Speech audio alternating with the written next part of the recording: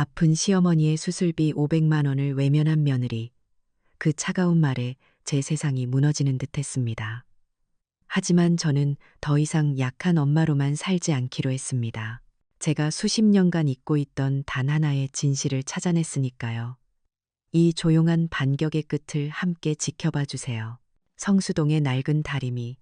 내 인생을 한마디로 줄이면 아마 다리미가 아닐까 싶어요. 새벽 4시 반, 어둠이 채 가시지 않은 성수동 골목에 우리 성수 세탁소의 낡은 셔터문을 들어 올리는 소리가 울려 퍼지면 그게 바로 내 하루의 시작이었죠. 지난 40년간 거의 하루도 거르지 않았으니 이젠 자명종 소리보다 이새 부딪히는 소리가 더 익숙해요.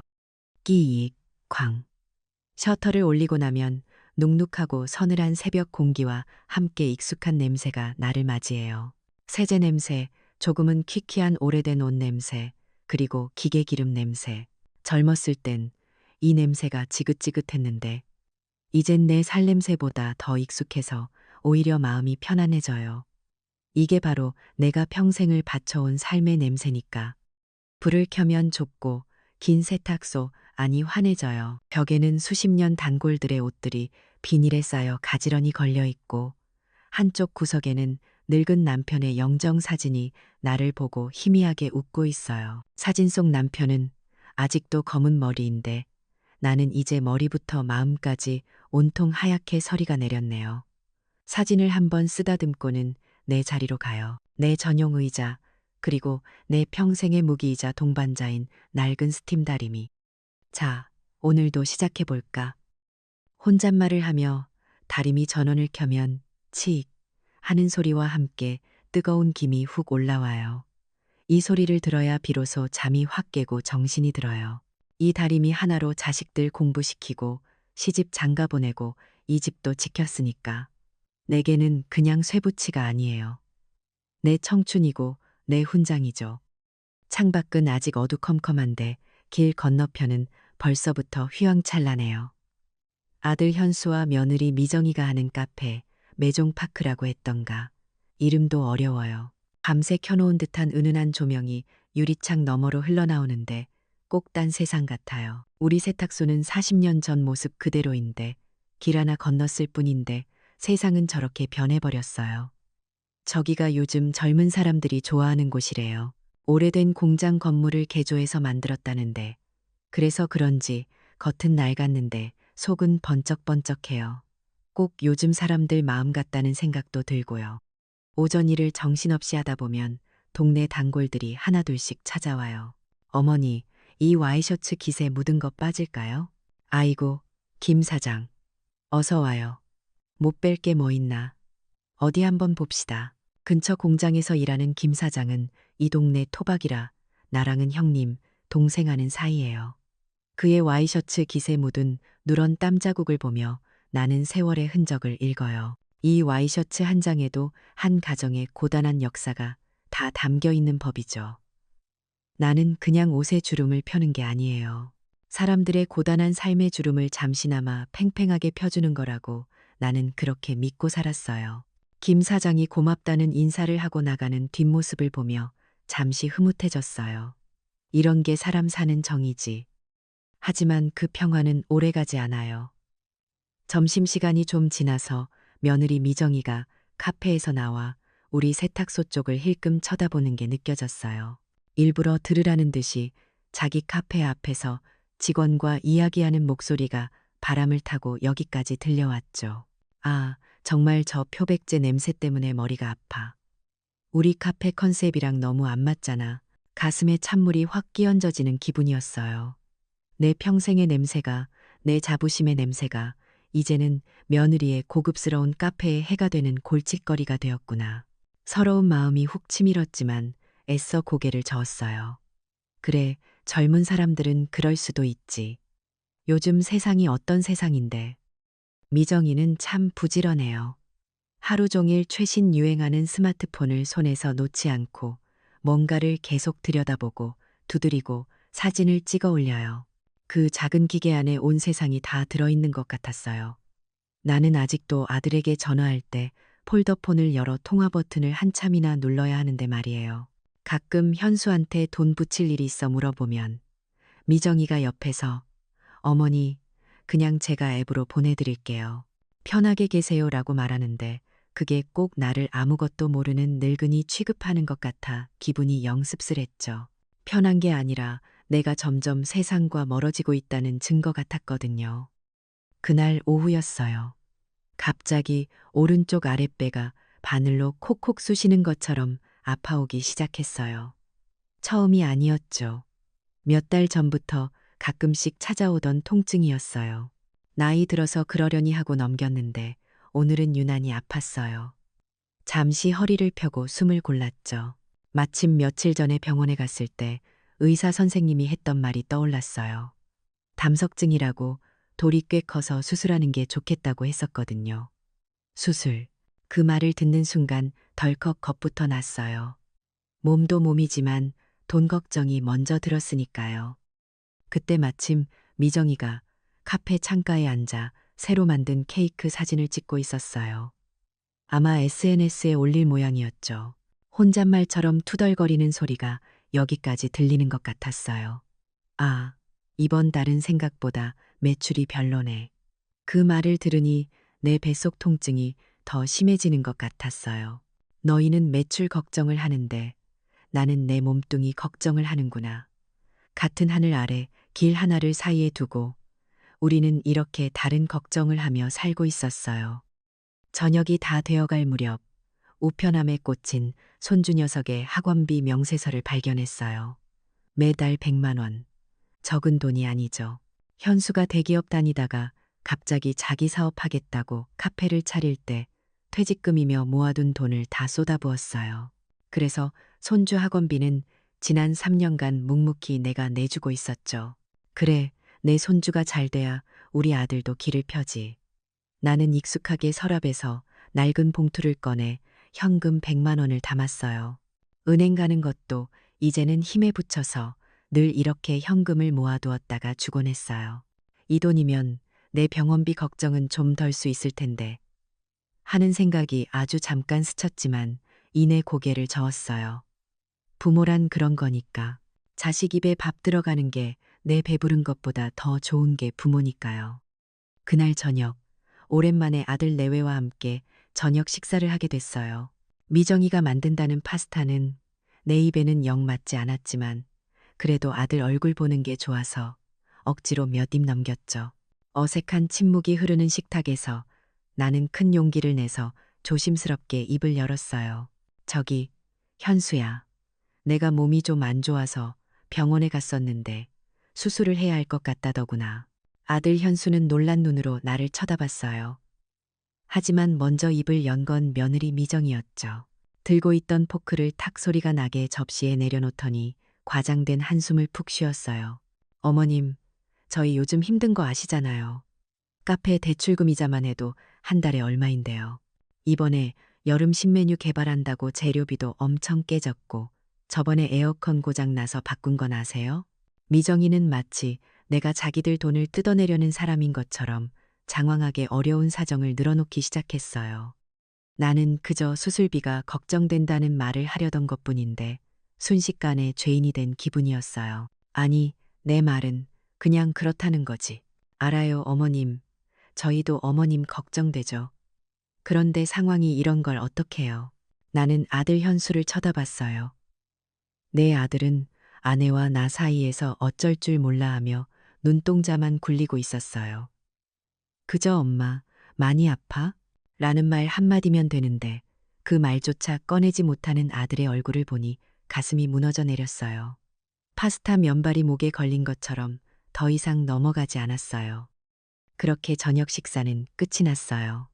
집으로 돌아오는 짧은 길, 성수동의 밤거리는 여전히 화려했어요. 젊은이들의 웃음소리가 가득했고 미정인의 카페에서는 감미로운 음악이 흘러나왔죠. 하지만 내 귀에는 아무것도 들리지 않았어요.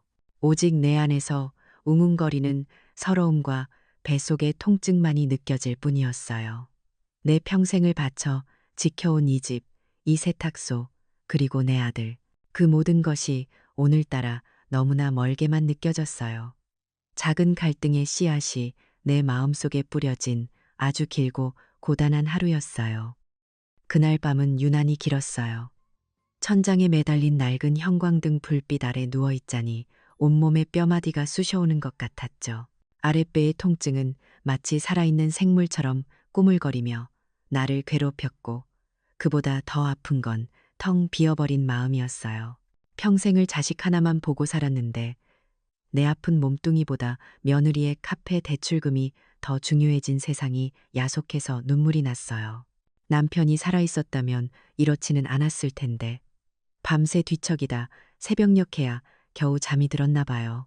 다음 날 몸은 천근만근이었지만 습관처럼 세탁소 문을 열었어요. 일을 하지 않으면 불안했거든요. 하지만 다리미를 잡은 손에 힘이 들어가지 않았어요. 윙윙거리는 세탁기 소리가 꼭 내 머릿속에서 울리는 것 같았고 아랫배를 쥐어짜는 통증에 몇 번이나 허리를 숙여야 했죠. 결국 오전 일을 마치지도 못하고 병원으로 향했어요. 의사 선생님은 내 얼굴을 보더니 혀를 차더군요. 더 이상 미루면 큰일 난다고, 당장 입원해서 수술 날짜를 잡아야 한다고요. 그 말이 마치 사형 선고처럼 들렸어요. 돈 500만 원, 그 돈이 내 목숨값이 될 수도 있다는 생각에 눈앞이 캄캄해졌어요. 병원에서 나오는 길 건너 미정인의 카페가 보였어요. 야외 테라스에는 화사하게 차려입은 여자들이 모여 앉아 웃고 떠들고 있었죠. 미정이는 그 사이에서 주인공처럼 앉아 손으로 입을 가리며 우아하게 웃고 있더군요. 아마 친구들과 브런치 모임 같은 걸 하는 모양이었어요. 그들의 웃음소리가 내게는 꼭 다른 세상 이야기처럼 들렸어요. 나는 아픈 배를 움켜쥐고 있는데 저 아이는 뭐가 저렇게 즐거울까? 문득 미정이가 친구들에게 무슨 말을 할지 머릿속에 그려졌어요. 분명 어머님 병원비 때문에 골치 아파 죽겠어. 요즘 안 그래도 힘든데 라며 자기가 세상에서 제일 힘든 사람인 척하고 있겠죠. 내 고통은 그 아이에게 친구들 앞에서의 자기 연민을 위한 좋은 안주거리밖에 되지 않는구나 싶어 비참한 마음이 들었어요. 아니다, 현수는 내 아들이지. 나는 마지막 희망을 붙잡고 싶었어요. 미정이는 몰라도 내 아들은 나를 버리지 않을 거야. 나는 떨리는 손으로 폴더폰을 열어 현수에게 전화를 걸었어요. 받지 않더군요. 다시 걸었어요. 한참 신호가 가고 나서야 겨절즈 하는 소리와 함께 현수의 목소리가 들렸어요. 카페 아니라 시끄러운지, 엄마, 왜? 하는 목소리가 퉁명스러웠죠. 나는 병원에서 들은 이야기를 차분하게 전했어요. 더 이상 수술을 미룰 수 없다고, 제발 도와달라고. 현수는 한참 동안 말이 없었어요. 전화기 너머로 시끄러운 음악 소리와 사람들 웃음소리만 들려왔죠. 이윽고 현수가 작은 목소리로 말했어요. 알았어, 엄마. 저녁에 내가 따로 전화할게. 그 말을 믿고 싶었어요. 저녁 내내 나는 폴더폰만 손에 쥐고 있었어요. 하지만 전화는 오지 않았죠. 밤이 깊어지고 나는 결국 자존심을 접고 아들 내외가 사는 집으로 향했어요. 세탁소에서 걸어서 10분 거리. 그 길이 그날따라 천리 길처럼 멀게 느껴졌어요. 초인종을 누르자 미정이가 나왔어요. 나를 보고는 질색하는 표정을 숨기지 않더군요. 현수는 소파에 앉아 TV만 보고 있었고요. 나는 마지막 힘을 내어 다시 한번 부탁했어요. 현수야, 엄마 좀 살려다오. 딱 500만 원이면 된다. 평생 은혜는 잊지 않으마. 내 말에 현수는 고개를 푹 숙인 채 아무 말도 하지 못했어요. 그 순간 미정이가 팔짱을 끼고 나서더군요. 어머님, 지금 저희 형편 뻔히 아시면서 왜 이렇게 사람을 곤란하게 하세요? 지금은 그런 시대가 아니에요. 가족이라고 무조건 희생하고 감정에 호소하고 그런 거 구식인 거 아시죠? 모든 건 합리적으로 비즈니스적으로 생각해야죠. 비즈니스라니. 엄마가 아파서 수술비가 필요하다는데 그게 아들 내외에게는 비즈니스였던 거예요. 나는 기가 막혀서 말이 나오지 않았어요. 내가 평생 지켜온 가치, 가족이라면 당연히 서로를 돌봐야 한다는 그 믿음이 며느리의 말 한마디에 낡아빠진 유물처럼 되어버렸죠. 당신 어머니 때문에 우리 계획 다 망칠 셈이야? 내 친구들은 시부모님한테 용돈 받아서 해외여행 다니는데 우린 이게 뭐야? 미정이는 현수를 향해 날카롭게 쏘아붙였어요. 아들은 그 말에 움찔하며 더욱 고개를 숙였죠. 아, 이제 알겠더군요. 내 아들은 더 이상 내 아들이 아니었어요. 저 여자의 남편일 뿐이었죠. 전통적인 효도의 의무와 현대적인 부부관계의 압박 사이에서 내 아들은 후자를 택한 거예요. 그 나약한 모습에 나는 더 이상 아무런 기대도 할 수 없었어요. 다음 날, 미정이가 아침부터 세탁소로 찾아왔어요. 손에는 서류 뭉치를 들고 있었죠. 미정이는 마치 자기가 유능한 재무관리자라도 된 것처럼 테이블에 은행 대출 서류와 카페 지출 내역서를 펼쳐 놓았어요. 어머님 보세요. 이게 저희 카페 사업자 대출 원금이고요. 이게 매달 나가는 이자예요. 그리고 이건 상업용 부동산 감가상각 비용인데 무슨 말인지 하나도 알 수 없었어요. 복잡한 숫자와 어려운 한자들이 내 눈앞에서 춤을 추는 것 같았죠. 미정이는 내가 이해하지 못한다는 걸 알면서도 일부러 더 어려운 용어를 써가며 설명했어요. 그건 설명이 아니었어요. 나를 무력화시키려는 의도가 뻔히 보이는 공격이었죠. 보세요, 어머님. 어머님은 이런 것도 모르시잖아요. 그러니 어머님의 요구는 비합리적이고 저희의 거절은 합리적인 거예요. 미정이의 눈빛이 그렇게 말하고 있었어요. 수십 년간 지켜온 가족 간의 정이라는 내 믿음은 며느리가 내민 차가운 종이 몇 장 앞에서 산산조각이 났어요. 나는 아무런 대꾸도 하지 못하고 그저 서류만 멍하니 바라보았죠. 미정이는 만족스러운 미소를 지으며 서류를 챙겨 돌아갔어요. 혼자 남겨진 세탁소 안, 나는 텅 빈 의자에 주저앉았어요. 아들에게 전화를 걸었어요. 신호는 가는데 받지 않았어요. 가족이라는 울타리가 나를 지켜주는 게 아니라 나를 가두고 질식시키는 감옥이었다는 걸 깨달았어요. 전통적인 소통 방식은 완전히 단절되었고 나는 세상에 홀로 남겨진 기분이었어요. 500만 원. 그 돈의 벽은 내 생각보다 훨씬 높고 단단했어요. 내 목숨과 존엄을 가로막고선 차갑고 무거운 벽이었죠. 며칠이 지났는지 모르겠어요. 시간은 세탁소의 낡은 괴종시계추처럼 의미 없이 흔들리기만 했고 나는 그저 살아있는 시체처럼 하루하루를 버텨냈어요. 아랫배의 통증은 이제 내 오랜 친구라도 된 것처럼 시도 때도 없이 찾아와 나를 비틀어댔죠. 하지만 그보다 더 지독한 건 텅 빈 마음을 갉아먹는 절망감이었어요. 아들에게 걸었던 전화는 끝내 다시 오지 않았어요. 나는 세상으로부터 내 평생을 바쳐 만든 가족으로부터 완벽하게 지워진 존재가 되어버렸죠. 그날도 나는 진통제를 한 움큼 털어넣고 억지로 다리미를 잡았어요. 일을 하지 않으면 이 고통과 절망이 나를 집어삼킬 것만 같았거든요. 하지만 손은 떨리고 눈앞은 자꾸만 흐려졌어요. 이러다 정말 죽겠구나. 처음으로 죽음이라는 게 먼 이야기가 아니라 바로 내 등 뒤에 서 있는 것 같다는 공포가 밀려왔어요. 이대로 아무도 모르게 이 낡은 세탁소 구석에서 죽어갈 수는 없었어요. 나는 마지막 지푸라기라도 잡는 심정으로 다시 폴더폰을 열었어요. 이번엔 며느리 미정이에게 전화를 걸었죠. 혹시나 아주 작은 희망이라도 붙잡고 싶었어요. 역시나 받지 않더군요. 그래, 내가 무슨 기대를 하겠니? 쓴웃음을 지으며 전화를 끊으려는데 문득 이대로는 안 되겠다는 오기가 생겼어요. 직접 얼굴을 보고 말해야겠다고. 내 목소리를 듣게 해야겠다고. 나는 아픈 배를 움켜쥐고 집을 나섰어요.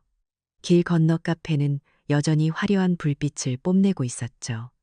그 불빛이 꼭 나를 조롱하는 것 같았어요. 카페 문을 열고 들어갈 용기는 차마 나지 않아서 나는 그저 카페 옆 작은 골목에 숨어 안을 들여다보았어요. 미정이는 창가 자리에 앉아 누군가와 즐겁게 통화하고 있더군요. 얼굴에는 웃음꽃이 활짝 피어 있었어요. 그래, 저렇게 행복한데 내 걱정할 틈이 있겠니? 돌아서려는데 미정이의 목소리가 유리창을 뚫고 내 귀에 날아와 밝혔어요. 그럼 우리 엄마 칠순잔치인데 최고급으로 해야지. 강남에 있는 그 호텔 뷔페 내가 예약 다 해놨어. 걱정 마. 돈은 내가 다 알아서 할게. 친정어머니의 칠순잔치. 나는 내 아들의 결혼식 날 이후로 그런 좋은 곳에 가본 기억도 없는데 서운한 마음이 들었지만 그래, 자기 엄마 잔치 챙기는 게 뭐가 나쁘겠어요. 그런데 바로 다음에 이어진 말이 내 심장을 갈갈이 찢어 놓았어요. 응? 시어머니? 아, 괜찮아. 어머님 수술 좀 미룬다고 돌아가시는 것도 아닌데 그것 때문에 엄마 잔치를 망칠 순 없잖아. 걱정하지 마. 세상이 무너져 내리는 것 같았어요. 나는 그 자리에 얼어붙은 채 아무 소리도 낼 수 없었죠. 내 목숨이, 내 생존이 며느리에게는 그저 자기 엄마의 칠순잔치를 망칠 수도 있는 불편한 일 정도였던 거예요. 수술을 미루면 죽을 수도 있다는 의사의 경고가 귓가에 윙윙거렸어요. 그런데 내 며느리는 내가 죽지 않을 거라고 너무나 쉽게 단정 짓고 있었죠. 미정이는 그렇게 잔인한 말을 하고도 아무렇지 않은 얼굴로 통화를 끊더니 진열장에서 예쁜 케이크 조각을 꺼내와 사진을 찍기 시작했어요. 아마 SNS에 올릴 모양이었죠. 그 평온한 얼굴을 보는 순간 나는 깨달았어요. 저 아이에게 나는 처음부터 가족이 아니었구나. 그저 남편에게 딸린 귀찮고 낡은 혹이었을 뿐이구나. 40년간의 희생, 내 아들을 낳고 키워 저 아이의 남편으로 만들어준 내 모든 세월이 완벽하게 부정당하는 순간이었어요. 눈물조차 나오지 않았어요. 너무 큰 충격에 감정마저 마비되어 버린 것 같았죠. 어떻게 집으로 돌아왔는지 기억나지 않아요. 정신을 차려보니 나는 세탁소의 차가운 바닥에 주저앉아 있었어요. 그리고 며칠 뒤, 그나마 나를 걱정해주던 시누이에게서 전화가 걸려왔어요. 나는 반가운 마음에 전화를 받았죠. 하지만 수화기 너머로 들려온 건 위로가 아닌 비난이었어요. 형님 미정이한테 얘기 들었어요. 요즘 부쩍 깜빡깜빡하시고 고집만 세지셨다면서요. 병원도 가기 싫다고 하신다면서요? 아무리 그래도 그렇지 자식들 힘들게 하시면 안 되죠. 나는 아무 대꾸도 할 수 없었어요. 미정이가 그새 모든 친척들에게 나를 치매 걸린 고집 센 늙은이로 만들어 놓은 거였어요. 병원에 가기 싫은 게 아니라 돈이 없어 못 가는 건데 내 진실은 아무에게도 닿지 않았어요. 미정이가 만들어 놓은 거짓의 벽에 갇혀 나는 완전히 고립되어 버렸죠. 그 작은 스마트폰이 그 안에 단체 카톡방이라는 것이 사람을 이렇게 쉽게 바보로 만들고 사회적으로 매장시킬 수 있는 무서운 무기라는 걸 나는 그때 처음 알았어요. 전화를 끊고 나는 한참을 멍하니 앉아 있었어요. 이제 정말 끝이구나. 나를 믿어주고 내 편이 되어줄 사람은 이 세상에 아무도 없구나. 그날 밤 나는 잠을 이룰 수 없었어요. 아랫배의 통증은 극에 달해 숨쉬기조차 힘들었죠. 나는 어둠 속에서 40년간 내 분신이었던 낡은 세탁기를 바라보았어요. 저 기계와 함께 내 청춘도 내 꿈도 다 닳아 없어졌는데 남은 건 병든 몸과 찢어진 마음뿐이었어요. 벽에 걸린 남편의 영정사진이 희미하게 보였어요. 나는 사진을 향해 힘겹게 손을 뻗으며 읊조렸어요. 목소리가 나오지 않았어요. 소리 없는 비명처럼 내 안의 모든 절망이 터져나왔죠. 여보, 나 이제 어떻게 해야 해요? 내 들리지 않는 비명은 낡은 세탁소의 차가운 공기 속으로 흩어지고 있었어요.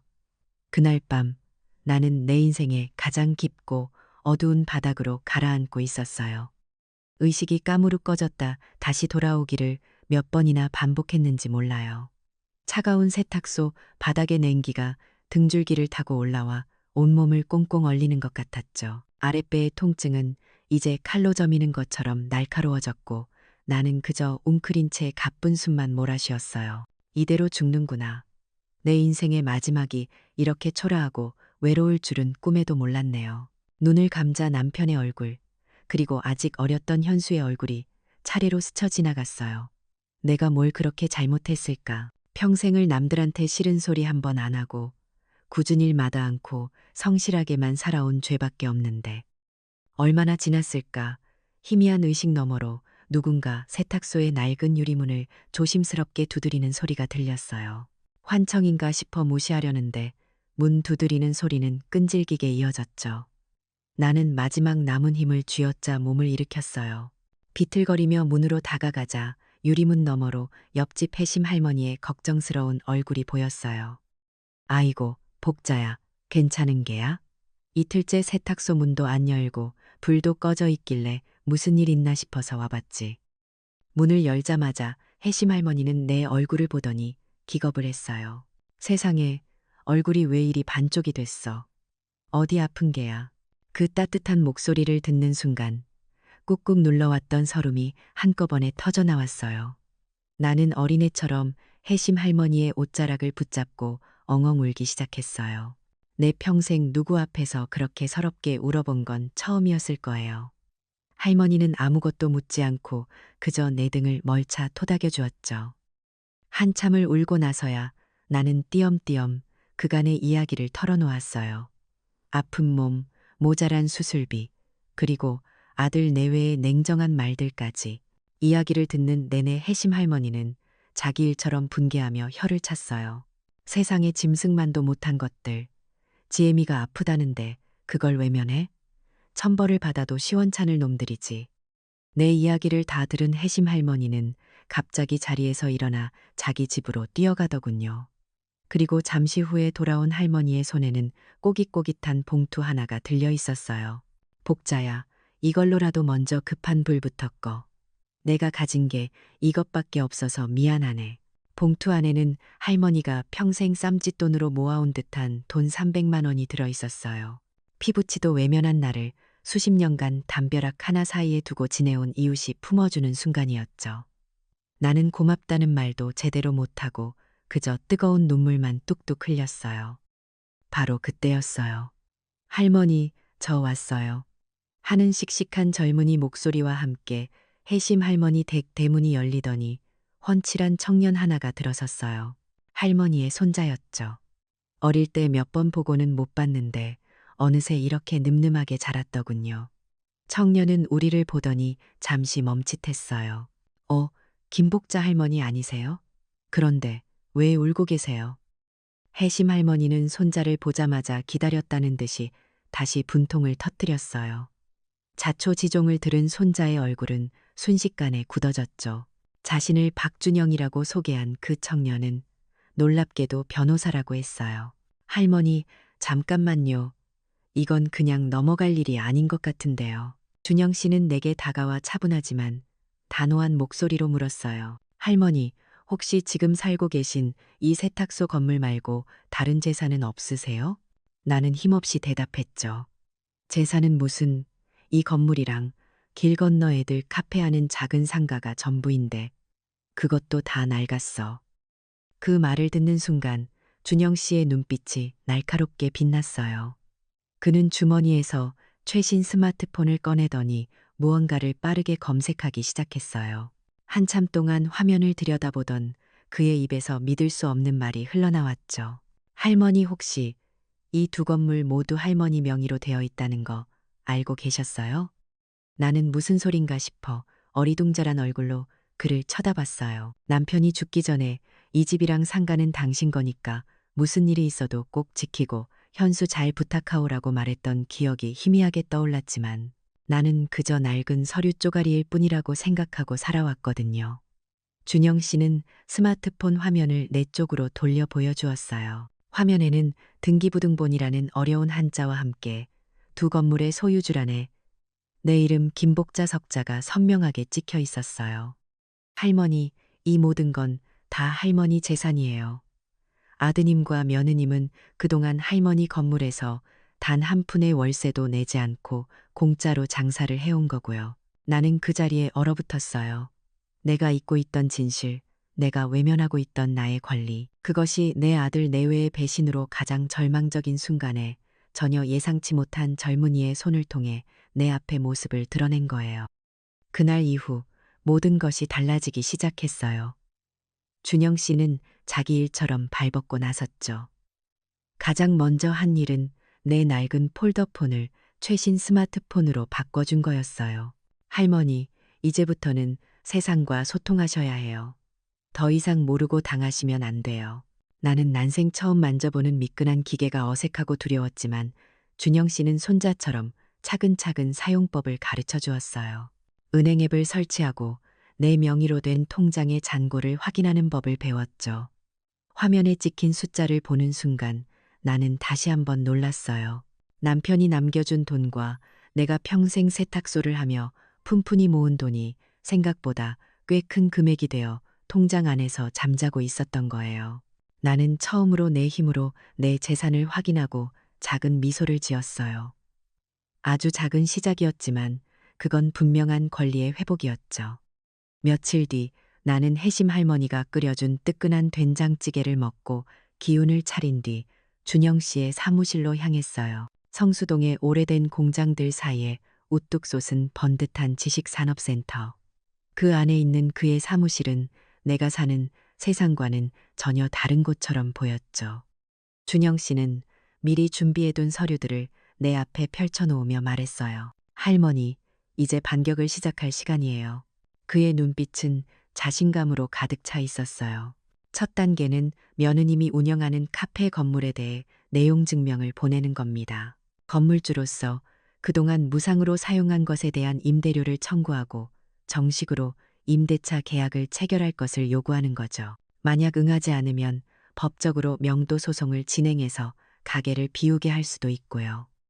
내용 증명, 임대차 계약, 명도 소송, 모든 것이 낯선 말이었지만 더 이상 두렵지는 않았어요. 내 옆에는 든든한 내 편이 있었으니까요. 나는 떨리는 손으로 준영 씨가 내민 서류에 도장을 찍었어요. 지난 40년간 옷에 구김을 펴던 그 손으로 이제는 내 구겨진 인생을 펼치기 위한 첫 번째 도장을 찍는 순간이었죠. 절망의 가장 깊은 바닥에서 나는 비로소 숨겨져 있던 나의 힘을 마주하고 조용한 반격을 준비하기 시작했어요. 내 눈에는 더 이상 눈물이 아닌 결연한 의지가 서리고 있었어요. 변호사 사무실에서 도장을 찍고 나온 날, 성수동의 하늘은 유난히 파랗고 높았어요. 내내 나를 짓누르던 무거운 돌덩이가 가슴에서 쑥 내려가는 기분이었죠. 두렵지 않았냐고요? 왜 안 두렵겠어요?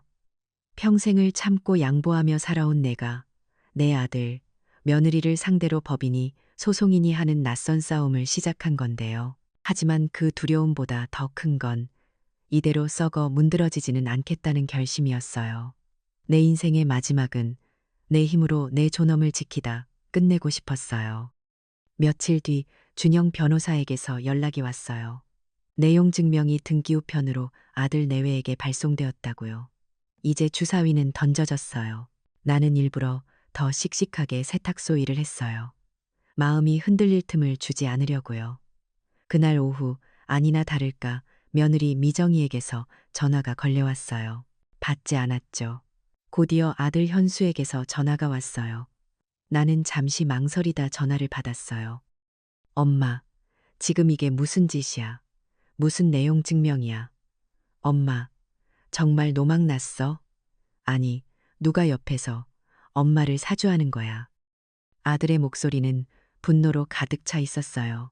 하지만 이상하게도 나는 조금도 상처받지 않았어요. 오히려 마음이 차분해졌죠. 그래, 너희는 늘 그런 식이었지. 내가 아파서 죽어갈 때는 외면하더니 자기들 이익에 손해가 될 것 같으니 이렇게 불같이 화를 내는구나. 나는 그저 조용히 말했어요. 거기 적힌 그대로다. 그 집은 내 집이니 월세를 내고 살든지 아니면 당장 방을 빼든지 해라. 엄마, 나는 더 이상 듣지 않고 전화를 끊었어요. 그들은 아마 내가 변호사를 샀다고 생각했겠죠. 평생 아무것도 모르고 살아온 늙은 엄마가 스스로 이런 일을 벌였으리라고는 상상도 못했을 거예요. 그들은 나를 무시했고 그 무시가 결국 자기들의 발목을 잡게 될 거라는 건 꿈에도 몰랐겠죠. 그 뒤로 한 달, 아들 내외에게서는 아무런 연락도 없었어요. 아마 내 경고를 늙은이의 마지막 발악쯤으로 여기고 무시하기로 한 모양이었어요. 그들의 오만함이 나를 도와준 셈이죠.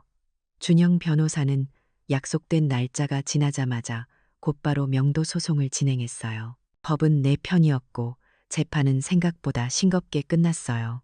판사는 등기부등본에 적힌 내 소유권을 인정했고 아들 내외에게 한 달 안에 카페를 비우라는 명령을 내렸죠.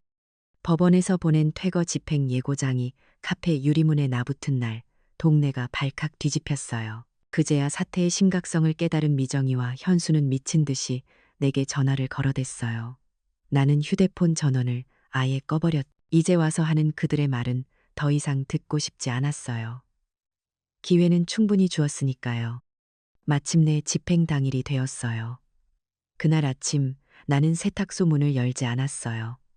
대신 나는 난생 처음으로 나를 위한 외출 준비를 했죠. 얼마 전 새로 산 옷 중에서 가장 화사한 것을 골라 입고 낯설지만 조금은 익숙해진 스마트폰을 가방에 챙겨 넣었어요. 내가 향한 곳은 성동구 노인복지관이었어요.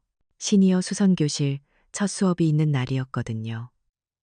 40년간 남의 옷만 만지며 살았는데 이제는 나를 위해 무언가를 배우고 싶었어요. 복지관 강의실에 앉아 어색하게 바늘에 실을 꿰고 있을 때쯤 길 건너 카페 앞에서는 아마 한바탕 난리가 났을 거예요.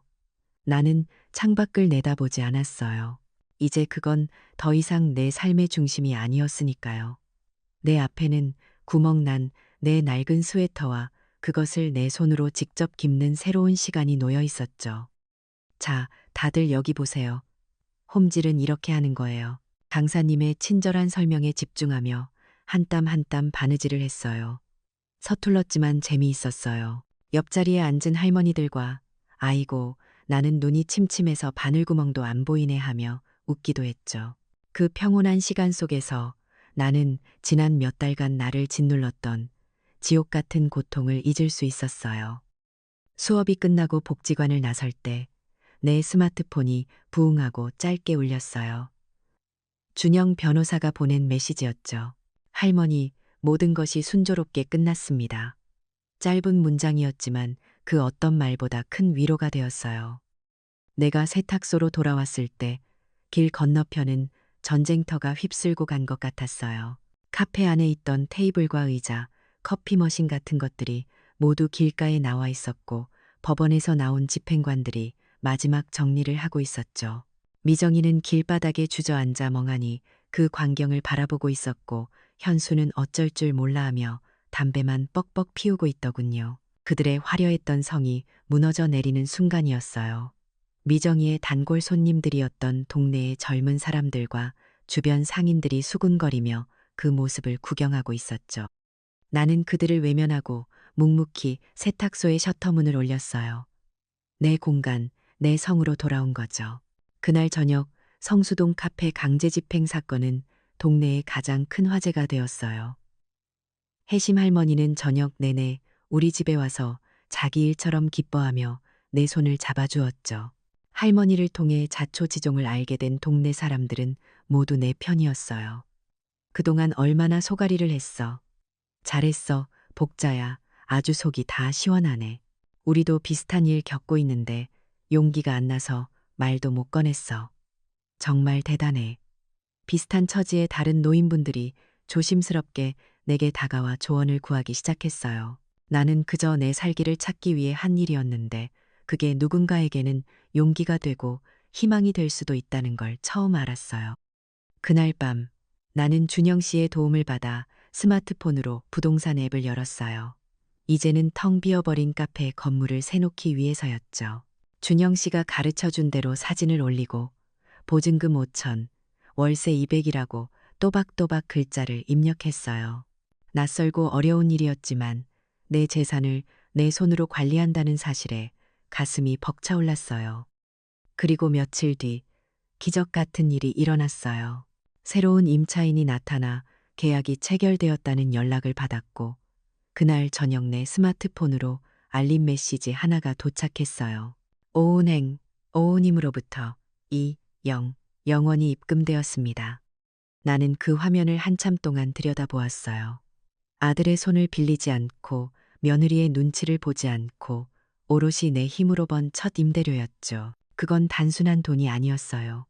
내 되찾은 존엄이었고 새로 시작될 내 삶에 대한 약속이었어요. 나는 화면 위로 조용히 흐르는 눈물을 닦아내며 아주 오랜만에 편안한 미소를 지었어요. 정의는 멀리 있는 게 아니었어요. 내 권리를 포기하지 않는 작은 용기 속에서 이렇게 내 삶으로 찾아와 주고 있었어요. 첫 임대료 200만 원이 찍힌 스마트폰 화면을 보고 또 보던 그날 밤 나는 참 오랜만에 깊고 편안한 잠을 잤어요. 더 이상 아픈 배를 움켜쥐고 서러움에 뒤척이지 않아도 됐죠. 다음 날 아침 나는 가장 먼저 병원에 전화를 걸어 수술 날짜를 잡았어요. 내 돈으로 누구의 눈치도 보지 않고 내 건강을 되찾을 수 있다는 사실이 얼마나 큰 기쁨인지 겪어보지 않은 사람은 모를 거예요. 수술은 무사히 끝났고 며칠간의 입원 생활은 내게 70평생 처음으로 주어진 휴가 같았어요. 아무것도 하지 않고 그저 창밖 풍경을 보거나 책을 읽으며 온전히 나만을 위한 시간을 보냈죠. 그동안 혜심 할머니와 준영 변호사가 번갈아가며 병문안을 와주었어요. 피 한 방울 섞이지 않은 사람들이지만 그들이야말로 내 진짜 가족이었어요. 내가 퇴원하던 날 병원 로비에서 나는 마주치고 싶지 않았던 두 사람과 마주쳤어요. 아들 현수와 며느리 미정이었죠. 며칠 못 본 사이에 두 사람은 몰라보게 수척해져 있었어요. 늘 팽팽하던 미정이의 얼굴은 생기를 잃었고 값비싼 옷 대신 평범한 옷을 입고 있었죠. 현수는 나를 보자마자 달려와 내 앞에 털썩 무릎을 꿇었어요. 엄마, 잘못했어요. 제가 죽일 놈이에요. 제발, 제발 용서해 주세요. 미정이도 뒤따라와 말없이 무릎을 꿇고 고개를 숙인 채 눈물만 뚝뚝 흘렸어요. 병원 로비의 모든 사람들이 우리를 쳐다봤지만 나는 이상하게도 아무렇지도 않았어요. 예전 같았으면 당황해서 어쩔 줄 몰라 하며 아들을 일으켜 세웠겠지만 이제 나는 달라졌으니까요. 나는 그저 조용히 그들을 내려다보았어요. 마음속에서 분노나 증오 같은 감정은 이미 희미해져 있었어요. 남은 건 그저 씁쓸함과 약간의 연민이었죠. 나는 현수에게 말했어요. 일어나거라. 여긴 병원이다. 그리고 앞장서서 병원을 걸어 나왔죠. 집으로 돌아오는 내내 두 사람은 아무 말 없이 내 뒤만 따라왔어요. 세탁소에 도착하자 나는 의자에 앉아 두 사람을 세워두고 입을 열었어요. 너희가 왜 용서를 구하는지 안다. 하지만 용서라는 건 그렇게 쉬운 게 아니야. 한 번 깨진 신뢰는 다시 붙이기 어렵거든. 두 사람의 얼굴에 절망이 스쳐 지나갔어요. 나는 말을 하지만 내 아들과 며느리를 길바닥에 나앉게 할 만큼 나도 모진 사람은 못 된다. 나는 세탁소 위 2층, 내가 사는 집을 손가락으로 가리켰어요. 저 위로 들어와 살거라. 방 2개짜리니 너희 둘과 손주가 살기엔 충분할 게다. 그 말에 현수와 미정이의 얼굴에 순간 화색이 돌았어요. 하지만 나는 가장 중요한 말을 덧붙였죠. 단, 조건이 있다. 이제 너희는 내 아들, 며느리가 아니라 내 세입자다. 매달 꼬박꼬박 월세 50만 원씩 내야 한다. 그리고 앞으로 내 삶에 일절 간섭하지 마라. 나도 너희 삶에 간섭하지 않을 테니 서로의 삶을 존중하는 어른 대 어른으로 그렇게 살아가자. 그건 용서와 단죄, 그 사이 어디쯤에 있는 내가 내놓을 수 있는 최선의 답이었어요. 과거처럼 일방적인 희생은 반복하지 않겠다는 선언이었고 동시에 관계를 완전히 끊어내지 않고 다시 시작할 기회를 주는 제안이었죠. 두 사람은 내 제안을 받아들였어요. 그렇게 우리의 길고 아팠던 싸움은 끝이 났고 아주 새로운 형태의 가족 관계가 시작되었어요. 그 후 내 삶에는 많은 변화가 생겼어요. 성동구 노인복지관의 시니어 수선교실은 내 새로운 즐거움이 되었죠. 40년간 다져온 내 손기술이 그곳에서 빛을 발하기 시작했어요. 낡은 옷을 새 옷처럼 고치고 유행이 지난 옷을 멋지게 되살리는 내 솜씨에 할머니들이 모두 감탄했죠. 얼마 지나지 않아 나는 수강생에서 복지관의 정식 강사가 되었어요. 내 수선교실은 단순히 바느질만 배우는 곳이 아니었어요. 비슷한 아픔을 가진 할머니들이 모여 서로의 속마음을 털어놓고 위로하는 사랑방이 되었죠. 자식들에게 재산을 뺏기고 홀대받는 이야기, 늙었다고 무시당하는 이야기들. 나는 내 경험을 이야기해주며 그분들의 손을 잡아주었어요. 그리고 준영 변호사와 함께 복지관 한편에 성수동 시니어 권익 찾기라는 작은 소모임을 만들었죠. 우리는 그곳에서 어려운 법률 상식을 쉽게 풀어 설명해주고 부당한 일을 당했을 때 어떻게 대처해야 하는지 함께 공부했어요. 내 작은 날갯짓이 다른 이들에게도 용기가 되어 퍼져나가는 걸 보며 나는 큰 보람을 느꼈어요. 어느 날이었어요. 수선 교실을 마치고 세탁소에서 쉬고 있는데 미정이가 조심스럽게 안으로 들어왔어요. 손에는 흠집이 나고 가죽이 찢어진 명품 가방을 들고 있었죠.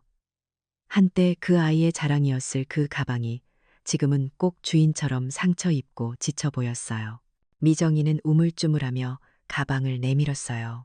어머니, 아니, 저기, 사장님, 이것 좀 고쳐주실 수 있으세요? 사장님이라는 낯선 호칭에 잠시 마음이 아팠지만 나는 묵묵히 가방을 받아들었어요. 그리고 내 작업대 앞에 앉아 익숙하게 도구를 잡았죠. 40년 장인의 솜씨로 나는 한 땀 한 땀 정성껏 가방의 상처를 꿰매고 흠집을 메웠어요. 미정이는 내내 내 옆에 서서 말없이 내 손놀림만 지켜보더군요. 1시간이 지나 가방은 언제 그랬냐는 듯 말끔한 모습으로 되돌아왔어요. 나는 가방을 미정이에게 건네며 조용히 말했죠. 미정아, 겉가죽만 번지르르 하다고 명품이 되는 게 아니란다. 보이지 않는 안감까지 튼튼하고 실밥 하나하나가 단단해야 진짜 명품이 되는 거야. 사람 관계도 마찬가지다. 미정이는 내 말을 듣고 아무 대답 없이 눈물만 뚝뚝 흘렸어요. 그 눈물이 진정한 반성의 눈물이기를 나는 조용히 바랐어요. 이제 내 하루는 꽤 바쁘게 돌아가요. 오전에는 세탁소 일을 하고 오후에는 복지관에서 강의를 하죠. 스마트폰도 이제는 제법 능숙하게 다뤄요. 단체 메시지를 보내 소모임 일정을 공지하고 유튜브로 새로운 수선 기술을 찾아보기도 하죠. 기술은 더 이상 나를 고립시키는 벽이 아니라 내 삶을 더 풍요롭게 만드는 즐거운 도구가 되었어요. 얼마 전에는 현수 내외에게서 둘째 손주가 태어났다는 소식을 들었어요. 현수가 보내준 아기 사진을 스마트폰으로 들여다보는데 나도 모르게 웃음이 났어요. 세탁소 한쪽 벽에는 이제 시니어 권익 법률 상담이라는 작은 간판이 하나 더 걸려 있어요. 안에서는 매주 수요일마다 할머니들의 웃음소리와 열띤 토론소리가 끊이지 않죠. 나는 오늘 밤도 내 자리로 가요. 내 평생의 친구, 낡은 스팀 다리미 앞에 서죠. 치익 하는 소리와 함께 뜨거운 김이 올라와요. 나는 이제 더 이상 남의 옷에 주름만을 펴지 않아요. 내 구겨졌던 마음의 주름을 펴고 세상에 상처받은 마음들의 주름을 펴는 심정으로 그렇게 다리미를 잡아요. 그 어느 때보다 평온하고 단단한 마음으로요. 할머니의 삶은 우리에게 보여줘요. 진정한 승리란 상대를 무너뜨리는 것이 아니라 자신의 존엄을 바로 세우는 과정이라는 것을요. 결국 가족이란 혈연으로만 이어지는 게 아니라 서로의 구겨진 마음을 존중으로 펴줄 때 비로소 완성되는 것임을 말이에요. 어머니 왜 또 참견하세요? 미안하세요. 내가 잘못했어. 화내지 마. 아니요, 이제 됐어요. 더 이상 못 참아요, 정말. 안녕하세요. 저는 올해 66살이 된 박미경이에요. 오늘은 제 며느리 이야기를 들려드리려고 해요. 아마 들으시면 깜짝 놀라실 거예요. 어머니, 이 집이 누구 집인지 아시죠? 제가 며느리에게 서류 한 장을 내밀었을 때 며느리 얼굴이 하얗게 질렸어요.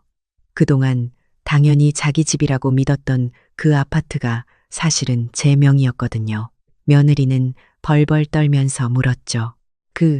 그럼 저희가 지금까지 여기서 산 건 뭐예요? 빌려준 거지. 근데 이제 월세 내든지 나가든지 둘 중 하나 선택해. 제가 이렇게까지 냉정하게 굴 수밖에 없었던 이유가 있어요. 그 이유를 천천히 말씀드릴게요. 제 남편은 제가 47살 때 세상을 떠났어요. 그때 아들 준호가 고등학교 2학년이었죠. 남편이 운영하던 작은 인쇄소가 있었는데 빚이 어마어마했어요. 3억 원이 넘었거든요. 장례식장에서 채권자들이 찾아와서 빚 갚으라고 난리를 쳤던 기억이 아직도 생생해요. 그날 밤 잠든 아들 얼굴을 보면서 다짐했어요. 이 아이만큼은 제대로 키워야 해. 아빠 없다고 주눅들지 않게. 다음 날부터 저는 새벽 5시에 일어나서 시장에서 떡볶이 장사를 시작했어요. 비가 오나 눈이 오나 매일 나갔죠. 손님들이 이모, 떡볶이 정말 맛있어요. 라고 할 때마다 힘이 났어요. 낮에는 식당에서 설거지를 했고, 저녁에는 아파트 청소 일도 했어요. 하루에 서너 시간밖에 못 잤지만 아들 대학 등록금 걱정은 하고 싶지 않았거든요. 그렇게 10년을 버텼어요. 남편 빚을 다 갚는데 꼬박 8년이 걸렸어요. 빚을 다 갚고 나니 그때부터는 조금씩 돈을 모을 수 있었죠. 아들은 지방대학교에 겨우 합격했지만 착하고 순한 성격 덕분에 친구들이 많았어요. 준호가 대학교 4학년이 되던 해였어요. 어느 날 저녁 아들이 심각한 표정으로 집에 왔어요. 엄마, 나 할 말이 있어. 왜? 무슨 일인데? 엄마, 나 결혼해야 할 것 같아. 뭐, 갑자기 결혼은 무슨? 아들이 머리를 긁적이면서 말했어요. 여자친구가 임신을 했다고요. 제 머리가 하얗게 됐죠. 아들은 겨우 25살이었고 상대 여자는 23살이었어요. 둘 다 취업도 못한 상태였고요. 준비도 안 됐는데 어떻게 결혼을 해. 살 집은 있어, 돈은. 여자친구 집에서는 우리끼리 알아서 하래. 엄마, 좀 도와줄 수 없어? 그날 밤 한숨도 못 잤어요. 20회 가까이 죽도록 일해서 모은 돈이 있긴 했어요. 광명시에 있는 작은 아파트 하나를 살 수 있을 만큼이요. 그건 제 노후 자금이었는데, 하지만 어쩌겠어요. 뱃속에 손주가 생겼다는데, 알았어. 엄마가 집을 하나 마련해 줄게. 대신 조건이 있어. 조건? 이 집은 엄마 명의로 해. 대신 너희한테 빌려주는 거야. 나중에 너희가 돈 벌면 조금씩 갚는 거로 하자. 응, 엄마. 고마워. 정말 열심히 살게. 그렇게 해서 광명에 있는 24평짜리 아파트를 샀어요. 제 이름으로요.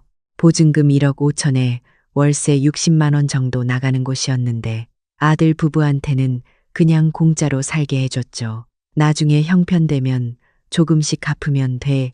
이렇게 말했어요. 결혼식은 작게 했어요. 신부 쪽 형편도 넉넉하지 않았거든요. 신부 아버지는 공장에서 일하시고 어머니는 식당에서 일하셨어요. 그래서 제가 혼수며 가전제품까지 다 사줬어요. 냉장고, 세탁기, TV, 침대, 1,000만 원도 넘게 들었죠. 신부 이름은 김소연이었어요. 첫인상은 좀 차가워 보였지만 어머니 잘 부탁드려요 하고 인사하는 게 나쁘지 않았어요. 아직 어리니까 시간이 지나면 나아지겠지 생각했죠. 결혼 초반엔 괜찮았어요. 소연이가 아기를 낳고 나서 육아가 서툴러서 제가 매일 가서 도와줬어요. 기저귀 갈기, 분유 타기, 밤에 아기 재우기 거의 제가 다 했죠. 소연이는 어머니 감사해요. 어머니 없었으면 어쩔 뻔했어요 하면서 고마워했어요. 그런데 1년쯤 지나면서부터 분위기가 달라지기 시작했어요. 처음엔 아주 작은 변화였어요. 제가 소연아, 오늘 저녁 뭐 먹을래? 하고 물어보면 아무거나요. 이렇게 짧게 대답하더라고요. 예전엔 어머니, 제가 불고기 좋아해요. 이렇게 밝게 웃으면서 얘기했는데 말이에요. 그러더니 점점 제 전화를 안 받기 시작했어요. 어느 날 손주 민준이가 열이 나는 것 같아서 전화했는데 안 받더라고요. 1번, 2번, 3번, 5번을 걸었는데도 안 받았어요. 나중에 문자로 바빠서 못 받았어요 라고만 보내왔죠. 그 다음 주에도 똑같았어요. 제가 소연아, 민준이 예방접종 언제 하니? 같이 가자 하고 문자를 보냈는데 하루 종일 일십이었어요. 저녁 늦게 네, 알겠습니다 라는 답장만 왔고요. 명절 때는 더 심했어요. 추석이었는데 소연이가 오후 5시가 돼서야 나타났어요. 전 새벽부터 음식을 준비했는데 말이에요. 소연이는 죄송해요. 친정에 들렀다 오느라 늦었어요 하고는 소파에 앉아서 핸드폰만 만지작거렸어요. 제가 차려놓은 음식은 거의 안 먹고요. 소연아, 같이 밥 좀 먹자. 오랜만에 가족이 모였잖아. 괜찮아요. 친정에서 먹고 왔어요. 그게 다였어요. 그 뒤로는 고개도 안 들고 계속 핸드폰만 봤죠. 준호한테 물어봤어요. 준호야, 소연이가 왜 이러니? 요즘 명절 때도 잘 안 오더라. 엄마, 소연이가 아직 어려서 그래. 좀 이해해줘. 어려긴. 26인데 뭐가 어려워. 그래도 엄마랑 대화하는 게 좀 불편하대. 시간 지나면 나아질 거야. 그 말을 듣는데 가슴이 답답했어요. 제가 뭘 잘못했나 싶어서요. 그런데 더 충격적인 건 손주 민준이 입에서 나왔어요. 그날도 아침 일찍 소연이가 민준이를 제 집에 맡기고 갔어요. 요즘은 거의 매일 이러거든요. 출근한다면서 아침 7시 반에 데려다 놓고 저녁 8시가 넘어서야 데려가요. 민준이가 장난감 자동차를 가지고 놀다가 갑자기 물었어요. 할머니, 할머니랑 엄마는 친하지 않아요? 응? 그게 무슨 말이야? 민준아, 엄마가 할머니 전화 받지 말래요. 받으면 귀찮대요. 그 순간 제 심장이 붙는 것 같았어요. 5살짜리 아이 입에서 그런 말이 나오다니요. 민준아, 엄마가 정말 그렇게 말했어. 네. 그리고 할머니는 잔소리가 많대요. 그래서 전화 오면 안 받는 거래요. 손이 떨렸어요. 민준이한테 화낼 수는 없잖아요. 아이는 엄마가 하는 말을 그대로 따라 한 것뿐이니까요. 그날 밤 잠을 못 잤어요. 내가 뭘 잘못했나? 잔소리를 많이 했나? 계속 생각했죠. 근데 아무리 생각해도 잔소리한 적이 없어요. 그냥 밥 먹었어? 민준이 열 안 나? 날씨 추운데 옷 따뜻하게 입어 이런 말뿐이었는데 그러던 중에 제게 큰일이 생겼어요. 작년 10월쯤이었나? 갑자기 가슴이 답답하고 숨쉬기가 힘들더라고요. 처음엔 나이 들어서 그런가 보다 했는데 점점 심해져서 병원에 갔어요. 검사를 여러 가지 했는데 의사 선생님 표정이 심상치 않더라고요. 박미경 환자분, 심장 판막에 문제가 있으세요. 정밀 검사를 더 해봐야 하는데 경우에 따라서는 수술이 필요할 수도 있어요. 수술이요? 네. 다음 주에 다시 오셔서 검사 받으시고 그때는 보호자분이랑 같이 오세요. 설명드릴 게 많거든요. 병원에서 나오는데 다리에 힘이 풀렸어요. 수술이라니. 혼자 사는 제가 수술을 받으면 어떻게 되는 건가요? 그날 저녁 떨리는 손으로 소연이한테 전화를 걸었어요. 준호는 부산으로 출장을 간 상태였거든요. 뚜루루, 뚜루루. 안 받더라고요. 다시 걸었어요. 또 안 받았어요. 3번, 4번, 5번 계속 통화 중이었어요. 결국 문자를 보냈어요. 소연아, 병원에서 검사 결과가 안 좋게 나왔어. 다음 주에 다시 검사 받는데 보호자가 같이 와야 한대. 준호가 출장 중이니까 네가 좀 와줄 수 있을까? 시간 되면 연락 좀 해줘. 문자를 보내고 하루가 지났어요. 답장이 없었어요. 이틀이 지났어요. 여전히 답장이 없더라고요. 사흘째 되는 날 다시 전화를 걸었어요. 이번에도 안 받았죠. 문자를 한 번 더 보냈어요. 소연아, 엄마 문자 못 받니? 다음 주 수요일 오전 10시에 병원 가야 하는데 네가 같이 가줄 수 있어? 그제야 답장이 왔어요. 저녁 11시가 다 되어서요. 어머니, 죄송해요. 요즘 회사 일이 너무 바빠서요. 그날은 중요한 미팅이 있어서 못 갈 것 같아요. 가슴이 무너져 내렸어요. 중요한 미팅이라니. 시어머니가 수술할 수도 있다는데 미팅이 더 중요한가요? 그럼 다른 날은 어때? 목요일이나 금요일은? 그것도 힘들 것 같아요. 이번 주는 정말 바빠서요. 결국 혼자 병원에 갔어요. 다시 검사를 받고 의사 선생님 말씀을 들었죠. 다행히 수술까지는 안 해도 될 것 같고 약 먹으면서 경과를 지켜보자고 하시더라고요. 그래도 3개월마다 한 번씩은 병원에 와야 한대요. 병원에서 나오는 길에 소연이한테 전화했어요. 검사 결과를 알려주려고요. 역시나 안 받았어요. 문자를 보냈죠. 소연아, 검사 결과 나왔어. 다행히 수술은 안 해도 될 것 같아. 약 먹으면서 지내면 된대. 답장이 온 건 그날 밤 10시였어요. 네, 다행이네요. 딱 그것뿐이었어요. 괜찮으세요? 많이 놀라셨죠? 제가 못 가서 죄송해요. 이런 말은 하나도 없었어요. 마음이 너무 아팠지만 참았어요. 바쁠 수도 있지. 회사 다니는 것도 힘들잖아.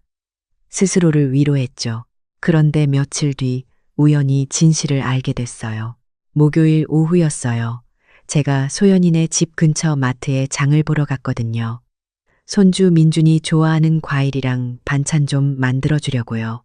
마트에서 나오는데 아파트 놀이터 옆 벤치에서 소연이가 친구로 보이는 여자랑 얘기하는 게 보였어요.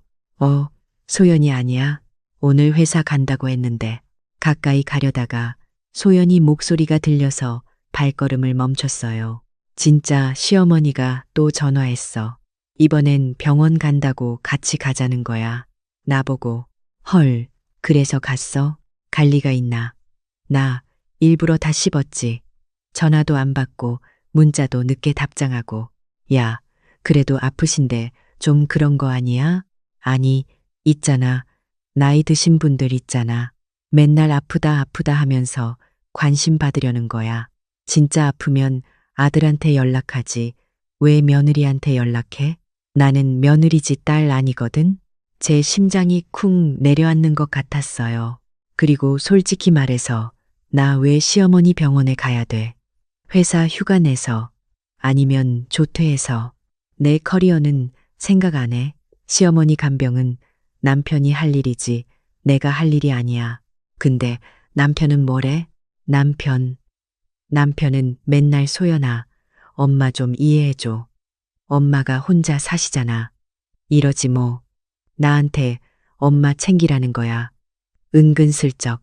진짜 웃긴 건 시어머니가 우리 집 놔주신 건 좋은데 그거 빌려준 거잖아.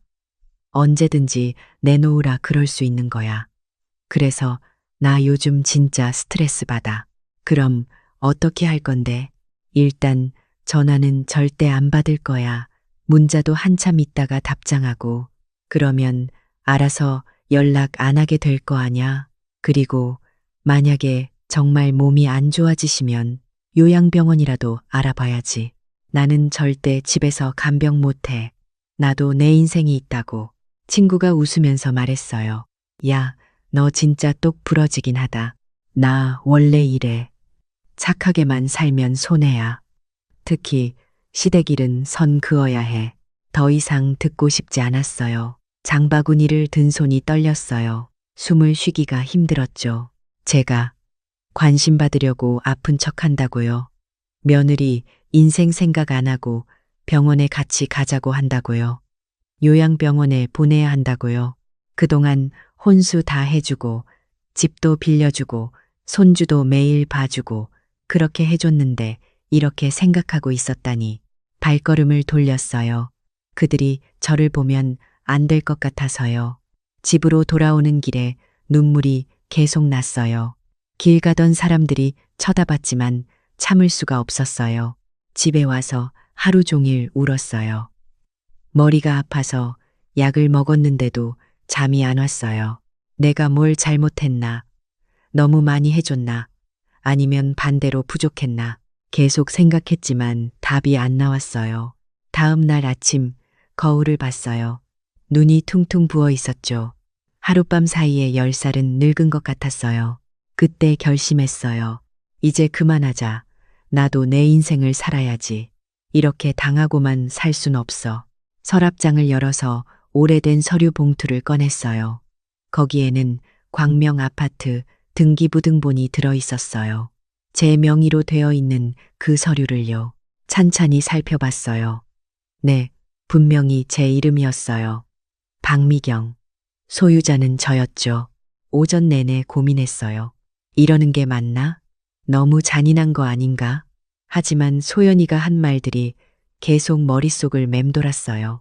전화 절대 안 받을 거야. 요양병원 알아봐야지. 나도 내 인생이 있다고. 점심때쯤 마음을 굳혔어요. 변호사 사무실에 전화를 걸었어요. 여보세요. 법률 상담 좀 받고 싶은데요. 네, 어떤 상담이신가요? 제 명의로 된 집에 아들 부부가 살고 있는데 월세를 받고 싶어요. 아니면 나가달라고 하고 싶고요. 법적으로 문제 없을까요? 언제 한번 사무실로 오시겠어요? 서류 가지고 오시면 자세히 상담해 드릴게요. 그날 오후 변호사 사무실에 갔어요. 젊은 여자 변호사분이셨는데 제 이야기를 듣더니 고개를 끄덕이셨어요. 어머님, 이 집은 완전히 어머님 명의세요. 법적으로 아무 문제 없어요. 아들분이나 며느리분 명의가 하나도 없거든요. 어머님이 원하시면 언제든지 월세를 요구하실 수 있고 안 내시면 퇴거 요청도 가능하세요. 정말요? 네. 오히려 지금까지 너무 관대하게 하신 거예요. 법적으로는 전혀 문제가 없으니까 걱정 마세요. 변호사 사무실에서 나오는데 마음이 조금 가벼워졌어요. 내가 나쁜 게 아니구나. 내가 당당해도 되는구나. 집에 와서 준호한테 전화를 걸었어요. 준호야, 내일 저녁에 소연이랑 같이 엄마 집에 좀 와봐. 엄마, 갑자기 왜? 무슨 일 있어? 내일 와서 얘기하자. 소연이한테 꼭 같이 오라고 전해. 알았어, 엄마. 그런데 무슨 일인데? 내일 보면 알게 될 거야. 전화를 끊고 한숨을 깊게 내쉬었어요. 내일이면 모든 게 바뀔 거예요. 그날 밤도 잠을 못 잤어요. 내일 소연이 얼굴을 보면 뭐라고 말해야 할까? 준호는 또 뭐라고 할까? 계속 생각이 꼬리를 물었죠. 다음 날 저녁 7시 초인종이 울렸어요. 문을 열었더니 준호와 소연이가 서 있었어요. 준호는 불안한 표정이었고 소연이는 짜증난 얼굴이었어요. 입술을 삐죽 내밀고 팔짱을 낀 채였죠. 어서 와. 들어와. 거실로 들어온 소연이가 가방을 소파에 던지듯이 놓으면서 말했어요. 어머니, 저 오늘 야근해야 하는데 왜 갑자기 오라고 하신 거예요? 진짜 바쁘거든요. 그 말투를 듣는데 화가 치밀었지만 꾹 참았어요. 앉아. 할 얘기가 있어서. 준호가 눈치를 보면서 앉았어요. 엄마, 무슨 일인데? 표정이 안 좋으신데. 저는 미리 준비해둔 서류 봉투를 테이블 위에 꺼냈어요. 소연이가 핸드폰을 만지작거리다가 봉투를 힐끗 쳐다봤어요. 너희 둘한테 물어볼 게 있어. 너희가 지금 살고 있는 광명 아파트, 그게 누구 집인지 알고 있니? 준호가 당황한 표정으로 저를 쳐다봤어요. 엄마, 그게 갑자기 왜? 소연이는 어이없다는 듯이 웃었어요. 당연히 저희 집이죠. 오빠 명의로 되어 있잖아요. 어머니, 갑자기 무슨 말씀을 하시는 거예요? 저는 천천히 봉투에서 서류를 꺼냈어요. 등기부등본이었죠. 이거 한번 봐봐. 등기부등본인데 소유자가 누구로 되어 있는지. 준호가 서류를 집어들었어요. 그리고 얼굴이 하얗게 변했죠. 엄마, 이게. 소연이가 준호 손에서 서류를 낚아챘어요. 그리고 눈을 크게 뜨면서 소리쳤어요. 뭐예요? 박미경. 어머니 이름이 왜 여기 있어요? 오빠 이름은 어디 있어요? 없어. 처음부터 네 남편 이름은 들어간 적이 없어. 그럼 저희가 지금까지 산 건 뭐예요? 5년 동안 우리 집이라고 생각했는데 저는 차분하게 말했어요. 연습했던 대로요. 빌려준 거지. 너희가 결혼할 때 집도 없고 돈도 없어서 엄마가 도와준 거야. 기억나니? 나중에 돈 모으면 조금씩 갚으라고 했잖아. 그런데 5년 동안 단 한 푼도 갚은 적이 없더라. 소연이가 버럭 소리를 질렀어요. 아니, 그렇다고 지금 와서 이러시면 어떡해요? 저희는 여기가 우리 집인 줄 알고 살았다고요. 그건 너희가 착각한 거야. 나는 처음부터 빌려주는 것이라고 분명히 말했어. 준호가 떨리는 목소리로 물었어요. 엄마, 그래서 우리한테 어쩌라는 거예요? 저는 두 번째 서류를 꺼냈어요. 임대차 계약서였어요. 변호사님이 만들어주신 거였죠. 두 가지 선택지가 있어. 하나는 정식으로 임대차 계약을 하는 거야. 보증금 5천만 원에 월세 80만 원. 시세보다는 싸게 쳐준 거야.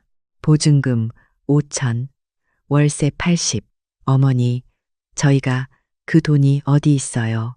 그럼 두 번째 선택지는 이 집에서 나가는 거야. 다른 집을 알아보든지. 순간 거실이 조용해졌어요. 시계 초침 소리만 똑딱똑딱 들렸죠. 소연이 얼굴이 새빨개지면서 벌떡 일어났어요. 이게 무슨 말도 안 되는 소리예요. 지금 저희 보고 나가라는 거예요. 5년 동안 살던 집에서 말도 안 되는 건 너야, 소연아. 제 목소리가 떨렸지만 계속 말했어요. 나는 너희한테 집도 빌려주고 혼수도 다 해주고 민준이도 매일 봐줬어. 그런데 너는 나한테 어떻게 했니? 내 전화 안 받고 문자 답장도 안 하고 명절 때도 늦게 오고 심지어 내가 아파서 병원 같이 가자고 했을 때도 너 안 왔잖아. 소연이 얼굴이 하얗게 변했어요. 그건 회사 일이 바빠서. 거짓말하지 마. 나 다 들었어. 뭘 들으셨다는 거예요? 지난주 목요일 놀이터 벤치에서 네 친구랑 한 얘기 나 다 들었어. 소연이 입을 딱 벌렸어요. 숨소리조차 멈춘 것 같았죠. 저는 계속 말했어요. 가슴이 너무 아팠지만 참았어요. 너 네 친구한테 뭐라고 했니? 시어머니 전화 일부러 다 씹었다고. 병원도 안 갈 거라고. 나이 든 사람들은 관심 받으려고 아픈 척 한다고. 그리고 나중에 요양병원에 보낼 거라고. 준호가 깜짝 놀라서 소연이를 쳐다봤어요. 소연아, 그게 정말이야? 소연이가 말을 더듬었어요. 아니, 그게 아니라 그냥 친구랑 하는 농담이었어요. 진심이 아니었다고요. 농담? 내가 들었을 때는 진심으로 들렸는데. 소연이가 갑자기 무릎을 꿇으면서 울음을 터뜨렸어요. 어머니, 제가 잘못했어요. 제가 미쳤었나 봐요. 정말 죄송해요. 다시는 안 그럴게요. 제발 저희 쫓아내지 마세요. 평소에 도도하던 모습은 온데간데 없고 눈물, 콧물 범벅이 되어서 빌었어요. 준호도 제 앞에 무릎을 꿇었어요. 엄마, 미안해. 내가 소연이를 잘못 가르쳤어. 엄마한테 이렇게 불효할 줄은 몰랐어. 제발 한 번만 봐줘. 보증금이랑 월세는 저희가 어떻게든 마련해 볼게. 저는 고개를 저었어요. 준호야, 너희가 5천만 원을 어떻게 마련해? 지금 너희 통장에 얼마나 있는지 나도 알아. 대출 받아서 마련할 거야? 그럼 이자는 어떻게 갚고? 그래도 엄마, 아니야. 나는 이미 결심했어. 너희가 이 집에서 계속 살려면 월세를 내든지 아니면 나가든지 둘 중 하나야. 소연이가 흐느끼면서 말했어요. 어머니, 그럼 저희는 어디 가서 살아요? 민준이는요? 애가 이제 막 학교 들어갈 나이인데 그건 너희가 알아서 해야지. 나도 내 노후를 생각해야 해. 준호가 다급하게 물었어요. 엄마, 그럼 우리한테 얼마 정도 시간을 줄 수 있어? 저는 잠시 생각했어요. 아무리 화가 나도 손주 민준이 생각을 안 할 수는 없었거든요. 2달 줄게. 2달 안에 보증금이랑 첫 달 월세를 마련하든지 아니면 다른 집을 알아보든지 해. 2달은 너무 짧아요. 내 평생을 너희한테 바쳤는데 2달도 못 기다려? 나는 20년 넘게 떡볶이 장사하면서 너희 아빠 빚 갚았어. 2달이면 충분해. 소연이가 계속 울면서 빌었지만 저는 마음을 돌리지 않았어요. 그리고 한 가지 더. 소연아, 네, 나도 이제 너한테 연락 안 할 거야. 전화도 안 하고 문자도 안 보낼게. 어차피 네가 귀찮아 하잖아. 그러니까 너도 나한테 연락하지 마. 민준이 봐주는 것도 이제 그만할 거야. 어머니, 그럼 민준이는 누가 봐요? 그것도 네가 알아서 해. 어린이집 보내든지 아니면 네가 회사 그만두든지. 나는 내 인생 살 거야. 준호가 눈물을 글썽이면서 말했어요. 엄마, 너무 하시는 거 아니에요. 우리가 잘못한 건 인정하는데 이렇게까지 하시면 너무 하는 게 뭐가 너무해? 내 집에서 공짜로 살면서 내가 손주 봐주는 것도 당연하게 여기고 나한테 전화도 안 받고 병원도 안 와주고 그게 너무 하는 거 아니야?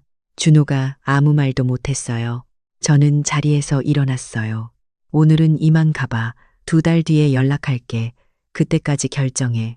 소연이가 바닥에 주저앉아서 계속 울었어요. 준호는 멍하니 서 있었고요. 두 사람이 집을 나간 뒤 저는 소파에 털썩 앉았어요. 온몸에 힘이 쭉 빠졌어요. 손이 떨리고 심장이 빠르게 뛰었죠. 내가 잘한 걸까? 너무 심한 걸까? 하지만 곧 고개를 저었어요. 아니야. 나는 당당해도 돼. 나는 잘못한 게 없어. 그날 밤 준호한테 문자가 왔어요. 엄마, 우리 정말 반성하고 있어. 제발 다시 한 번만 생각해줘. 우리가 잘못했어. 저는 답장을 하지 않았어요. 다음 날 소연이한테도 문자가 왔어요. 어머니, 제발 용서해 주세요. 제가 정말 잘못했어요. 민준이 생각해서라도 다시 생각해 주세요. 이것도 답장하지 않았어요. 일주일 동안 매일 문자가 왔어요. 전화도 왔고요. 하지만 저는 단 한 번도 받지 않았어요. 너희가 나한테 했던 것처럼 나도 똑같이 해주는 거야. 2달이 빠르게 지나갔어요. 그동안 저는 준호나 소연이한테 연락을 단 한 번도 하지 않았어요. 물론 그들도 처음 일주일 지나고는 연락을 안 했고요. 아마 포기한 것 같았어요. 대신 저는 제 인생을 즐기기 시작했어요. 친구 순자 언니한테 전화를 했어요. 언니, 우리 제주도나 한번 다녀올까요? 어머 미경아, 갑자기 제주도는 웬일이야? 손주 봐주느라 바쁘다며? 이제 안 봐줘요. 나도 내 인생 살기로 했어요. 오호, 뭔가 있었구나. 그래, 좋아. 다음 주에 가자. 제주도는 정말 아름다웠어요. 푸른 바다를 보면서 아, 세상이 이렇게 넓은데 왜 나는 좁은 곳에만 갇혀 살았을까 생각했죠. 한라산도 올라가고 맛있는 것도 먹고 사진도 많이 찍었어요. 순자 언니가 말했어요. 미경아, 너 요즘 표정이 진짜 밝아졌다. 예전엔 항상 피곤해 보였는데 그랬어요. 이제야 좀 숨통이 트이는 것 같아요. 서울로 돌아와서는 오래 미뤄뒀던 건강검진도 받았어요. 혼자서요. 병원 선생님이 이번에는 보호자 안 오셨어요. 하고 물어봤는데 혼자 왔어요. 괜찮아요. 하고 당당하게 말했죠. 그렇게 2달이 지난 어느 토요일 오전이었어요. 초인종이 울렸어요. 문을 열었더니 준호와 소연이가 서 있었어요. 둘 다 얼굴이 많이 상해 있었어요. 준호는 눈 밑에 다크서클이 짙었고 소연이는 머리도 제대로 안 감은 것 같았어요. 엄마, 무슨 일이야? 저희 이사 갔어요. 어제 이사했어요. 제 가슴이 콕 찔렸지만 표정은 굳혔어요. 그래, 어디로 갔는데? 구로구요. 구로동에 있는 빌라예요. 보증금 3천에 월세 65만 원짜리요. 소연이가 작은 목소리로 말했어요. 15평이에요. 엘리베이터도 없고 4층이에요. 그래도 너희 힘으로 구한 집이니까 의미 있잖아. 준호가 고개를 숙였어요. 엄마, 저희 정말 반성 많이 했어요. 엄마가 우리한테 얼마나 많이 해주셨는지 엄마 없으니까 뼈저리게 느꼈어요. 무슨 뼈저리게? 소연이가 눈물을 글썽이면서 말했어요. 어머니, 저 민준이 어린이집 보내는데 아침에 혼자 챙기니까 너무 힘들어요. 그리고 퇴근하고 집에 오면 청소도 해야 하고 밥도 해야 하고 빨래도 해야 하고 어머니가 이 모든 걸 다 해주셨다는 걸 이제야 알았어요. 지금 알았어? 5년 동안 당연하게 여겼으면서 죄송해요. 정말 죄송해요. 준호가 봉투 하나를 내밀었어요. 엄마, 이거 뭐니? 50만 원이에요. 많지는 않지만 저희가 모았어요. 한 달에 50만 원씩 드릴게요. 엄마한테 진 빚이니까요. 저는 봉투를 받지 않았어요. 필요 없어. 그 돈으로 너희끼리 잘 살아. 민준이한테 놨어. 엄마, 너희가 이제야 깨달았다니 다행이다. 그런데 나는 이제 너희를 도와줄 생각이 없어. 너희는 너희끼리 살고 나는 나대로 살 거야. 소연이가 울먹이면서 말했어요. 어머니, 그럼 민준이는요? 가끔이라도 봐주실 수 있나요? 어린이집 끝나고 저희 퇴근할 때까지 2~3시간만이라도. 안 돼. 어머니, 제발요. 민준이가 할머니 보고 싶어 해요. 매일 할머니는 왜 안 와? 물어봐요. 그 말에 가슴이 아팠어요. 민준이 얼굴이 떠올랐거든요. 하지만 참았어요. 민준이한테는 미안하지만 나는 이제 내 시간이 필요해. 평생 남 뒷바라지하면서 살았어. 이제는 나를 위해 살고 싶어. 준호가 무릎을 꿇으려고 하는 걸 저는 손으로 막았어요. 무릎 꿇지 마. 그런다고 내 마음이 바뀌지 않아. 너희는 이제 어른이야. 스스로 책임지고 살아야지. 엄마, 그럼 우리 관계는 어떻게 되는 거예요? 이제 엄마 아들도 아니에요? 아들이지. 하지만 예전처럼은 못해. 명절이나 내 생일 때나 한 번씩 보자. 그 정도면 충분해. 소연이가 흐느끼면서 물었어요. 어머니, 저희가 정말 잘못했어요. 용서는 못 해주시는 거예요. 저는 잠시 생각했어요. 그리고 천천히 말했어요. 용서는 해줄게. 너희가 진심으로 반성하는 것 같으니까. 하지만 예전처럼 가깝게 지낼 수는 없어. 한번 금이 간 유리는 붙여도 금이 남잖아. 우리 관계도 마찬가지야. 준호가 고개를 끄덕였어요. 알겠어요, 엄마. 엄마 마음 이해해요. 저희가 너무 잘못했어요. 그래, 이해하면 됐어. 이제 가봐. 나도 오후에 친구들이랑 약속 있어서 준비해야 해. 둘이 떠나간 뒤 저는 창문으로 그들을 내려다봤어요. 낡은 경차를 타고 떠나는 뒷모습이 조금은 안쓰러웠어요. 하지만 이게 맞는 거라고 스스로를 다독였죠. 그날 오후 친구들과 명동에서 만났어요. 맛있는 거 먹고 쇼핑도 하고 카페에서 수다도 떨었어요. 미경아, 요즘 너 완전 달라졌다. 표정도 밝고. 그래요? 제가? 응. 예전엔 항상 피곤해 보이고 걱정 많아 보였는데 요즘은 완전 자유로워 보여. 그 말을 듣는데 기분이 좋았어요. 정말로 자유로웠거든요. 집에 돌아와서 거울을 봤어요. 친구 말이 맞았어요. 제 얼굴이 예전보다 훨씬 밝아 보였어요. 다음 주에는 강릉으로 여행을 갔어요. 혼자서요. 바다를 보면서 걷고 조용한 카페에서 책도 읽었어요. 아무도 저를 며느리 엄마, 할머니로 부르지 않았어요. 그냥 저 자신, 박미경으로 있을 수 있었죠. 한 달쯤 지나서 준호한테 문자가 왔어요. 엄마, 저희 잘 지내고 있어요. 민준이도 새 어린이집에 적응했어요. 힘들지만 저희끼리 잘 해내고 있어요. 이제 진짜 어른이 되는 것 같아요. 엄마, 감사해요. 그 문자를 보는데 눈물이 났어요. 하지만 행복한 눈물이었어요. 그래, 이제야 제대로 크는구나. 늦었지만 답장은 짧게 보냈어요. 잘하고 있구나. 힘들면 연락해. 그게 전부였어요. 예전처럼 밥은 먹었니? 돈은 있니? 도와줄 거 없니? 이런 말은 하지 않았어요. 2달쯤 지나서 소연이한테 문자가 왔어요. 어머니, 제가 그동안 얼마나 철없이 굴었는지 매일 반성해요. 어머니 없이 살아보니까 어머니가 얼마나 대단한 분인지 알겠어요. 혼자서 아들 키우고 빚 갚고 저희까지 도와주시고 정말 존경해요. 이 문자에도 짧게 답장했어요. 알아줘서 고마워. 명절이 다가왔어요. 추석이었죠. 준호한테 전화가 왔어요. 엄마, 이번 추석에 우리 집으로 올래요. 제가 음식 준비할게요. 너희 집이 작다며. 괜찮아. 나는 친구들이랑 보낼 거야. 엄마, 명절 다음 날 만나자.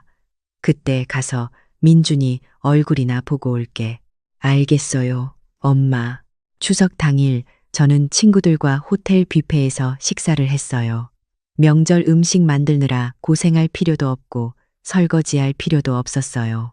정말 편하고 좋았어요. 명절 다음 날 준호네 집에 갔어요.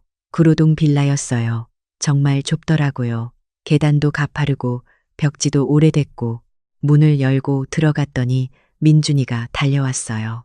할머니, 어머, 우리 민준이 많이 컸네? 민준이를 안았는데 뭉클했어요. 그래도 표정은 관리했죠. 준호와 소연이가 음식을 준비해 뒀더라고요. 서툴러 보였지만 정성은 있었어요. 엄마, 앉으세요. 제가 불고기 해봤어요. 소연이가 수줍게 말했어요. 예전 같으면 휴대폰만 만지작거렸을 텐데 직접 음식을 만들다니. 그래, 맛있겠다. 식사를 하면서 준호가 말했어요. 엄마, 저희 요즘 정말 열심히 살고 있어요. 소연이도 회사 일 열심히 하고 저도 승진 준비 중이에요. 그래, 잘하고 있네. 그리고 엄마 광명 아파트 세입자 잘 구하셨어요? 응, 신혼부부가 들어왔어. 조용하고 좋더라. 월세는 잘 받으세요? 당연하지. 그 돈으로 나 여행 다니고 친구들 만나. 소연이가 조심스럽게 물었어요. 어머니, 요즘 어디 여행 가셨어요? 지난주에 경주 갔다 왔어. 다음 달에는 부산 갈 거야. 혼자 가세요. 친구들이랑 혼자 가기도 하고. 소연이가 부러운 듯 말했어요. 좋으시겠어요.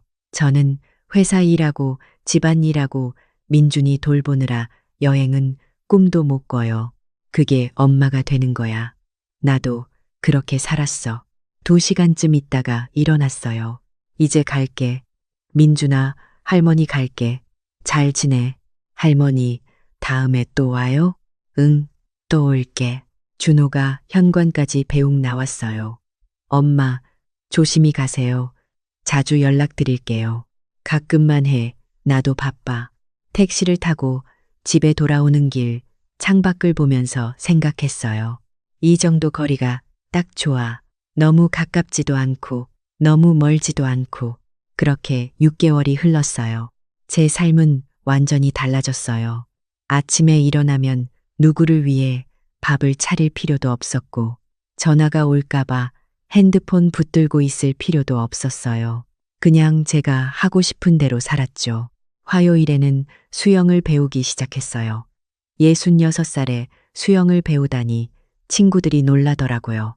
하지만 정말 재밌었어요. 물속에서 둥둥 떠 있으면 모든 걱정이 다 사라지는 것 같았어요. 목요일에는 서예 학원에 다녔어요. 붓글씨를 쓰면서 마음이 차분해지더라고요. 선생님이 박 선생님은 손글씨가 참 곱다고 칭찬해 주셔서 기분이 좋았어요. 주말에는 친구들과 산책을 하거나 카페에서 수다를 떨었어요. 가끔은 혼자 영화를 보러 가기도 했고요. 혼자 팝콘 먹으면서 영화 보는 게 이렇게 좋은 줄 몰랐어요. 어느 날 준호한테 전화가 왔어요. 엄마, 저희 다음 달에 새 집으로 이사 가요. 또 이사 가? 네. 이번엔 좀 더 나은 곳이에요. 안양인데 20평짜리요. 보증금 5천에 월세 70만 원이에요. 오, 그래. 돈은 어떻게 마련했어? 제가 승진했어요. 과장이 됐어요. 그래서 월급도 올랐고요. 소연이도 열심히 일해서 보너스 받았어요. 둘이 합쳐서 저축했어요. 목소리에 자부심이 묻어났어요. 제 가슴이 뭉클했지만 태연하게 말했어요. 그래, 잘했네. 축하해. 엄마, 이사하면 한번 놀러 오세요.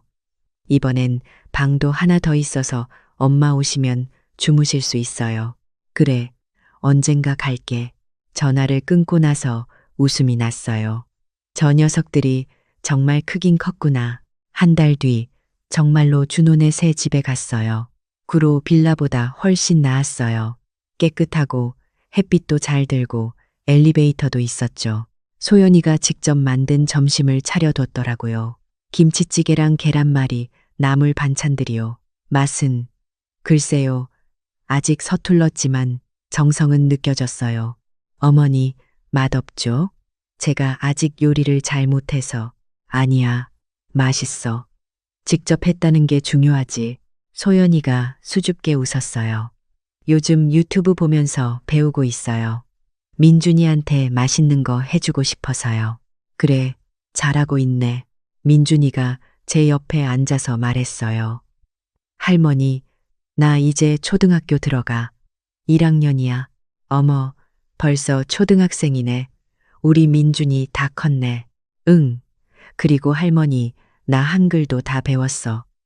할머니한테 편지 쓸 수 있어. 그래? 그럼 할머니한테 편지 한번 써줄래? 좋아. 점심을 먹고 나서 소연이가 조심스럽게 말했어요.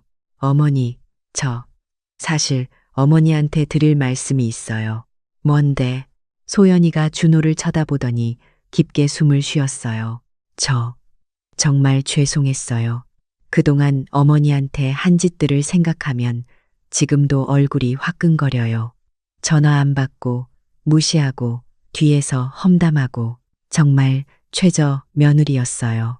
이제 와서 그런 얘기는 왜? 아니에요. 꼭 말씀드리고 싶었어요. 제가 요즘 육아랑 집안일 하면서 깨달았어요. 어머니가 그동안 저희를 위해 얼마나 많은 걸 희생하셨는지요. 손주 매일 봐주고 밥 해주고 청소해주고 그게 다 당연한 게 아니었는데 저는 그걸 당연하게 여겼어요. 소연이 눈에 눈물이 고였어요. 요즘 제가 민준이 학교 보내고 출근하고 퇴근하고 저녁 준비하고 설거지하고 하면 밤 10시가 넘어요. 그러면 침대에 쓰러지듯이 누워서 생각해요. 어머니는 매일 이렇게 사셨구나. 우리를 위해서. 그 생각하면 정말 죄송해서 준호도 거들었어요. 엄마, 저도 마찬가지예요. 제가 소연이 도와가면서 살림하고 민준이 케어하고 하니까 엄마가 얼마나 대단하신 분인지 알겠어요. 혼자서 아들 키우고 빚 갚고 저희까지 다 챙겨주시고 슈퍼우먼이세요. 진짜. 저는 잠시 아무 말도 하지 못했어요. 가슴이 뭉클해서요. 너희가 그걸 알아줘서 고마워. 하지만 이제 와서 미안해할 필요는 없어. 다 지나간 일이야. 아니에요. 어머니, 저는 평생 미안할 거예요. 그리고 소연이가 가방에서 봉투 하나를 꺼냈어요. 이거 받아주세요. 이게 뭔데? 100만 원이에요. 저희가 6개월 동안 모았어요. 어머니한테 진 빚을 갚고 싶어요. 한 번에 다 못 갚아도 조금씩이라도 갚을게요. 저는 봉투를 밀어냈어요. 아니야. 그 돈으로 너희 저축해. 민준이 교육비도 필요하잖아.